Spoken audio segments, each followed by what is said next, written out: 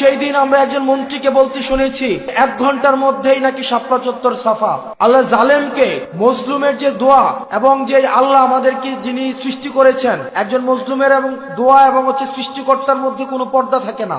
সেই দিন সেই মন্ত্রী কি দম্ভক্তি করে বলেছিলেন 1 ঘন্টার মধ্যে আলেমদেরকে আমরা সাফা করে দিয়েছি।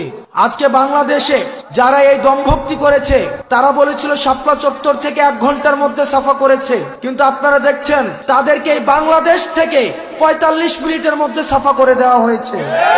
এটা অনেকের পছন্দ হবে না এই কথাটা, আমি জানি।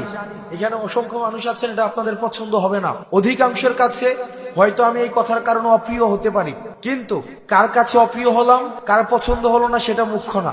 মুখ্য হচ্ছে আমার ইসলাম আমাকে কি বলে, আমার দ্বীন আমাকে কি শিক্ষা দেয়। সেটা যদি অপছন্দেরও হয় সেটাই আমাদেরকে বলতে হবে। অনেকে আমাকে অপছন্দ করতে পারেন, আপনি আমাকে অপছন্দ করেন, সেটা আমার দেখার বিষয় না, কিন্তু এটাই সত্য। এখানের সবাইও যদি অপছন্দ করেন, এটাই সত্য। আমাদের এটা সামাজিকভাবে এটাকে প্রতিরোধ করতে হবে। আমরা চেষ্টা করব, আপনারা যদি আমাদেরকে সহায়তা করেন, সামাজিক যেই ঋণকে সহজলভ্য করা। আপনাদের কাছে মনে হতে পারে যে এটা তো একটা মাহফিল, ইসলাম তো পূর্ণাঙ্গ দিন ব্যবস্থা।